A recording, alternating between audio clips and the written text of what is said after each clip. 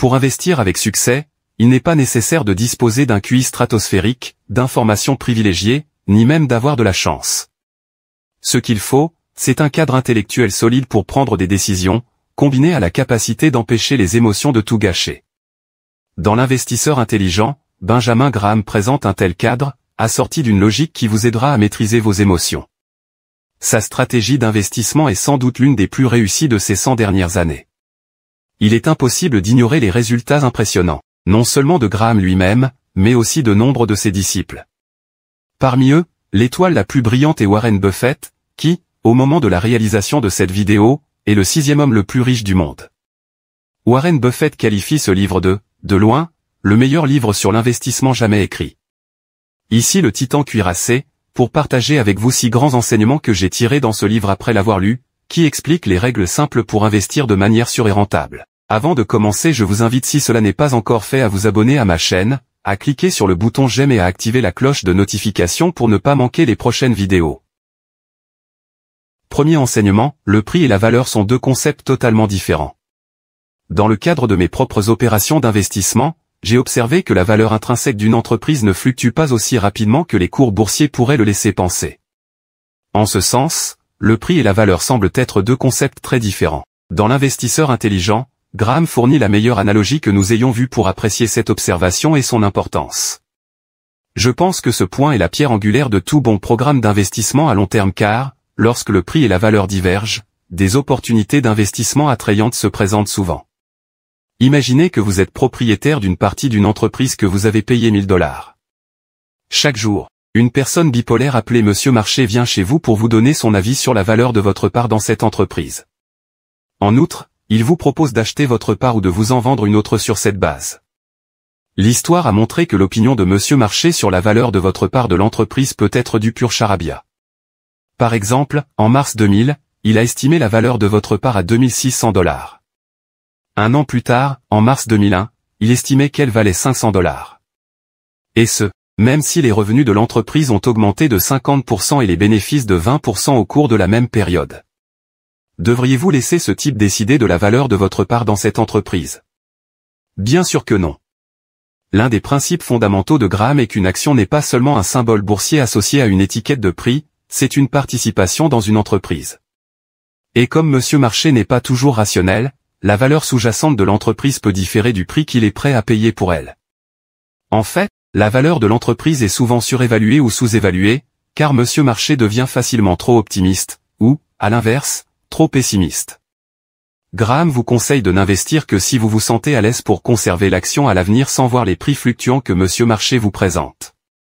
Mais, pour l'investisseur qui sait garder la tête froide, Monsieur Marché offre une grande possibilité de gagner de l'argent, car il ne vous force pas à conclure un marché avec lui, il vous offre simplement l'occasion de le faire. Vous devriez être heureux de lui vendre lorsqu'il propose des prix ridiculement élevés, et de la même manière, vous devriez être heureux d'acheter chez lui lorsqu'il vous propose de bonnes affaires. Il faut savoir qu'à l'époque où Graham a écrit ce livre, les gens étaient beaucoup moins bombardés d'informations, de prévisions, de cotations boursières, etc. que nous le sommes aujourd'hui. Dans les années 1970, Monsieur Marché arrivait peut-être une fois par jour, en même temps que le journal du matin. Aujourd'hui, il veut faire des affaires avec nous chaque fois que nous ouvrons notre téléphone. Le fait que Monsieur Marché vous rende visite plus souvent ne signifie pas que vous devez faire des affaires avec lui plus fréquemment que dans les années 1970. S'il ne vous présente pas une offre qui répond à vos attentes, ignorez-le et passez à autre chose. Deuxième enseignement, comment investir en tant qu'investisseur défensif. Selon Graham, il existe 2 types d'investisseurs, les investisseurs défensifs, ou passifs, et les investisseurs entreprenants, ou actifs. La plupart des gens sont mieux adaptés à la stratégie défensive, car le temps qu'ils sont prêts à consacrer à l'investissement est limité. L'investisseur défensif doit créer un portefeuille composé d'un mélange d'obligations et d'actions, par exemple 50% d'actions et 50% d'obligations. Notez que la part que vous devez consacrer à chaque catégorie d'actifs dépend de votre situation personnelle et de la différence actuelle entre le rendement moyen des actions et celui des obligations. Rétablissez cette répartition 1 ou 2 fois par an. Si les actions représentent soudainement 60% du portefeuille contre seulement 40% pour les obligations, vendez des actions et achetez des obligations, jusqu'à ce que la répartition 50-50 soit rétablie. Investir un montant fixe de capital à intervalles réguliers. Par exemple, immédiatement après avoir reçu votre salaire. C'est ce qu'on appelle la méthode des achats périodiques par somme fixe, qui permet d'obtenir un prix moyen équitable pour les actions et les obligations. Surtout, cela vous permettra de ne pas concentrer vos achats au mauvais moment. En ce qui concerne la composante action du portefeuille, l'investisseur défensif doit viser les objectifs suivants. 1. Diversification des entreprises dans lesquelles il investit. 10 à 30 entreprises devraient suffire. Veillez également à ne pas être surexposé à un seul secteur d'activité. 2. Les entreprises doivent être de grande taille, ce que Graham définit comme générant plus de 100 millions de dollars de chiffre d'affaires annuel.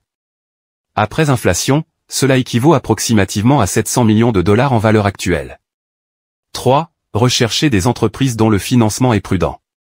Une telle entreprise a un ratio de liquidité générale d'au moins 200%. Cela signifie que ses actifs à court terme sont au moins 2 fois plus importants que ses passifs à court terme. 4. Des dividendes doivent avoir été versés aux actionnaires au cours des 20 dernières années au moins. 5. Pas de déficit bénéficiaire au cours des 10 dernières années. 6. Croissance des bénéfices d'au moins 33% au cours des 10 dernières années. Cela correspond à une croissance prudente de 2,9% par an. 7. Ne pas surpayer les actifs. Le prix de l'action ne doit pas être supérieur à 1,5 fois sa valeur nette d'inventaire. La valeur de l'actif net peut être calculée en soustrayant le passif de l'entreprise de son actif. 8. Ne pas surpayer les bénéfices. Le ratio cours-bénéfice ne doit pas être supérieur à 15 lorsque l'on utilise les bénéfices des 12 derniers mois. Une alternative consiste aujourd'hui à investir dans un fonds indiciel qui, par définition, aura des rendements similaires à la moyenne du marché. Si vous vous contentez d'un rendement moyen dans le cadre de vos investissements, vous n'avez besoin que de ces 2 premiers enseignements. Enseignement numéro 3, comment investir en tant qu'investisseur entreprenant. Puisqu'il est si facile pour l'investisseur défensif d'obtenir le rendement moyen du marché, il semblerait simple de battre le marché. Il suffit de consacrer un peu plus de temps à l'investissement que ces investisseurs moyens, n'est-ce pas? Être un investisseur entreprenant, et battre le marché, est beaucoup plus exigeant qu'une telle logique ne le suggère. Il faut de la patience, de la discipline, un désir d'apprendre et beaucoup de temps. Beaucoup de professionnels et d'investisseurs privés ne sont pas faits pour cela. Il est plus facile qu'on ne l'imagine d'être victime des cotations de Monsieur Marché. Le prix est vraiment un facteur important pour l'investisseur entreprenant. Tout comme le marché a tendance à surévaluer les entreprises qui ont connu une croissance rapide ou qui sont prestigieuses pour une autre raison, il a tendance à sous-évaluer celles dont le développement n'est pas satisfaisant. L'investisseur intelligent doit donc essayer d'éviter autant que possible les valeurs de croissance. Pourquoi? Tout simplement parce que la décision d'investissement repose relativement plus sur les bénéfices futurs, et que ces derniers sont moins fiables que les valorisations actuelles. En revanche, si vous trouvez une entreprise dont la valeur est inférieure à son fonds de roulement net, vous ne payez pratiquement rien pour tous les actifs fixes, tels que les bâtiments, les machines, le goodwill, etc.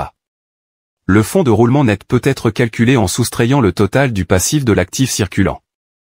De telles entreprises se sont avérées véritablement rentables au cours de la carrière d'investisseur de Graham. Malheureusement, elles sont rares aujourd'hui, sauf en période de marché baissier difficile. Heureusement, Graham propose à l'investisseur entreprenant une méthode supplémentaire pour trouver des investissements. Ces critères sont similaires à ceux que les investisseurs défensifs devraient utiliser, mais les contraintes sont moins strictes, ce qui permet à l'investisseur entreprenant de prendre en considération un plus grand nombre d'entreprises.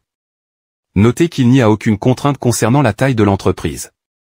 Une certaine diversification doit également être appliquée, mais le nombre d'entreprises détenues n'est pas gravé dans le marbre pour l'investisseur actif. En analysant une entreprise, l'investisseur entreprenant doit également étudier ses rapports financiers annuels. Graham a écrit un livre entier sur ce sujet, intitulé The Interpretation of Financial Statements, l'interprétation des états financiers. Nous devrions donc en reparler, à une autre occasion. Enseignement numéro 4, insister sur la nécessité d'une marge de sécurité. Il y a un risque qu'aucune réflexion approfondie ne peut vraiment éliminer. Le risque de se tromper. Vous pouvez toutefois réduire ce risque au minimum. Pour ce faire, vous devez insister pour que chaque investissement que vous réalisez comporte une marge de sécurité. Comme nous l'avons déjà mentionné, le prix et la valeur d'une entreprise ne sont pas toujours identiques. Lorsque le prix représente au maximum les 2/3 de sa valeur calculée, l'investisseur a trouvé une entreprise disposant d'une marge de sécurité suffisante. Vous ne construiriez pas un navire qui coule si 31 pirates y montent, si vous savez qu'il sera régulièrement utilisé pour transporter 30 d'entre eux. Vous ne devriez pas non plus investir dans une action que vous pensez valoir, par exemple, 31 $ si elle est actuellement cotée, 30 $. Il se peut que votre calcul soit erroné. Dans le premier cas, un groupe de pirates en colère, et mouillés, pourrait vous prendre en chasse. Dans le second cas, vous pourriez retarder votre liberté financière de quelques années. Je ne sais pas quelle situation je considérerais comme la pire. Une formule utilisée dans le livre peut vous donner une idée de la valeur d'une entreprise, et donc de la possibilité de l'acheter avec une marge de sécurité. Valeur égale bénéfices actuels multipliés par 8,5, plus 2, multiplié par le taux de croissance annuel attendu. Le taux de croissance doit être égal au taux de croissance annuel attendu des bénéfices pour les 7 à 10 prochaines années. Voici ce que valent les 3 plus grandes entreprises du S&P 500 selon la formule en septembre 2018. Notons que nous pouvons également utiliser la formule à l'envers, pour déterminer le taux de croissance de ces entreprises dans les 7 à 10 prochaines années pour que le cours actuel des actions soit rationnel. L'écart est énorme. D'après le cours de l'action, Amazon devrait croître de 74% par an, tandis qu'Apple ne devrait croître que de 5,8%. Pensez-vous que cela soit raisonnable? Cinquième enseignement, il n'y a pas toujours de corrélation entre le risque et le rendement. Selon la théorie académique, le taux de rendement qu'un investisseur peut espérer doit être proportionnel au degré de risque qu'il est prêt à accepter. Le risque est alors mesuré par la volatilité des rendements de l'investissement, c'est-à-dire par l'écart historique entre le rendement et la valeur attendue. Graham n'est pas d'accord avec cette affirmation. Il affirme au contraire que le prix et la valeur des actifs sont souvent déconnectés. Par conséquent, le rendement qu'un investisseur peut espérer est fonction du temps et des efforts qu'il consacre à la recherche d'actifs intéressants. Le rendement minimum revient à l'investisseur défensif, ou passif, tandis que le rendement maximum revient à l'investisseur entreprenant qui fait preuve d'un maximum d'intelligence et de compétence. Prenons l'exemple suivant, il est 4 heures du matin et vous êtes sorti boire dans les rues de Moscou avec vos amis. Vous décidez qu'il est trop tôt pour vous coucher et vous vous retrouvez donc dans les quartiers les plus obscurs de la ville. Dans un bar particulièrement ambigu, vous êtes abordé par un homme qui vous demande « Voulez-vous jouer à un jeu ?» Bien sûr, les jeux sont amusants, répond votre ami le plus courageux et le moins sobre. L'homme pose devant vous un revolver chargé d'une seule balle. « Je te donne 10 000 $ si tu oses tenter ta chance à la roulette russe. » Votre ami ivre tend la main vers l'arme, mais vous l'en empêchez. Vous lui dites poliment, « Je crois qu'on va passer notre tour. » C'est bien ce que je pensais, répond-il. Que diriez-vous de 100 000 $ pour avoir tiré 2 fois? Cette histoire représente la manière académique d'exiger une récompense potentielle plus élevée pour une prise de risque plus importante. Dans la première offre, vous deviez recevoir 10 000 $ pour un risque de 16,7% de vous faire sauter la cervelle. Dans la seconde offre, la récompense est de 100 000 $ parce que le risque de vous faire un trou dans la tête est passé à 33,3%. Cela semble logique, n'est-ce pas? Mais l'investissement en bourse n'a pas besoin d'être comme ça. N'oubliez pas que le prix et la valeur ne sont pas identiques. Lorsque vous achetez une entreprise à 60 cents le dollar, vous disposez d'un potentiel de récompense important et d'un risque faible. En outre, si vous pouvez trouver une autre entreprise que vous pouvez acheter à 40 cents le dollar, vous avez trouvé une meilleure récompense potentielle, combinée à un risque encore plus faible.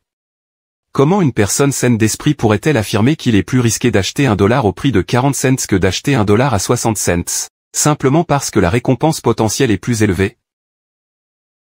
Sixième enseignement, pour réussir, il faut être préparé psychologiquement. Le grand risque décrit par Graham dans l'investisseur intelligent est celui qui survient lorsque les investisseurs ne parviennent pas à contrôler leur esprit et laissent leurs préjugés comportementaux les conduire à prendre de mauvaises décisions en matière d'investissement. Graham a écrit à une époque où les investisseurs étaient beaucoup moins bombardés qu'aujourd'hui par les nouvelles, les prévisions économiques et les opinions des autres.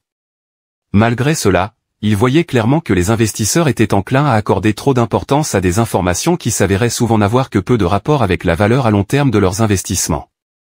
Une approche mentale saine des fluctuations boursières est la pierre de touche de tout investissement réussi. Presque tous ceux qui s'intéressent aux actions ordinaires veulent que quelqu'un d'autre leur dise ce qu'ils pensent que le marché va faire. La demande étant là, il faut la satisfaire. Si un investisseur a l'intention d'acheter et de vendre régulièrement, ses armes doivent être un état d'esprit et un principe d'action qui sont fondamentalement différents de ceux du négociant et du spéculateur. Il doit traiter des valeurs et non des mouvements de prix. En un mot, il doit être psychologiquement préparé à être un véritable investisseur et non un spéculateur se faisant passer pour un investisseur. Les traits de comportement que Graham met en avant semblent intemporels, en ce sens qu'ils sont aussi reconnaissables parmi les investisseurs d'aujourd'hui qu'ils l'étaient il y a 70 ans, lorsqu'il a écrit L'investisseur intelligent. Comme l'a écrit Jason Zweig en 2009. On dit parfois que pour être un investisseur intelligent, il faut être dépourvu d'émotions. Ce n'est pas vrai, il faut au contraire être inversement émotif. Il est très difficile de développer ce type de caractère d'investisseur, ce qui explique peut-être pourquoi l'adhésion au principe d'investissement axé sur la valeur et le succès de ces derniers ne sont pas très répandus. Récapitulons brièvement les 6 points à retenir. Premièrement, le marché a tendance à être trop optimiste et trop pessimiste de temps en temps. Ne laissez pas cela influencer la valeur réelle de vos actifs. Considérez-le plutôt comme une opportunité commerciale, où vous avez affaire à une personne qui n'a aucune idée de ce qu'elle fait.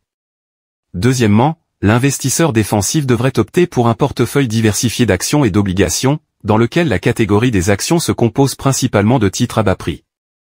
Troisièmement, l'investisseur entreprenant devrait également viser les actions qui ont tendance à baisser. S'il parvient à trouver une entreprise dont le cours est inférieur à son fonds de roulement net, il a peut-être trouvé son Eldorado. Le quatrième enseignement est que l'investisseur intelligent doit insister sur une marge de sécurité lors de l'acquisition d'un actif. Le cinquième enseignement est que le risque et la récompense ne sont pas nécessairement corrélés. Enfin, le sixième enseignement est que pour réussir, il faut être préparé psychologiquement car si vous ne parvenez pas à contrôler vos émotions et laisser vos préjugés comportementaux vous conduire à prendre de mauvaises décisions en matière d'investissement, vous courez vers votre perte. Que pensez-vous des conseils de Graham? Sont-ils toujours aussi pertinents aujourd'hui qu'ils l'étaient dans les années 1970? Partagez vos réflexions avec les autres téléspectateurs dans les commentaires ci-dessous. Comme toujours, si vous souhaitez que je résume un livre sur l'investissement, les finances personnelles ou la gestion de l'argent, n'hésitez pas à m'en faire part dans vos commentaires. Et si vous trouvez que l'un des enseignements de ce livre est particulièrement intéressant et que vous souhaitez que je le développe, ne soyez pas timide, vous pouvez également le commenter. Si vous avez aimé cette vidéo, n'hésitez pas à me laisser un like, à vous abonner et à activer la cloche de notification pour ne pas manquer les prochaines vidéos. Merci de m'avoir regardé et bonne journée.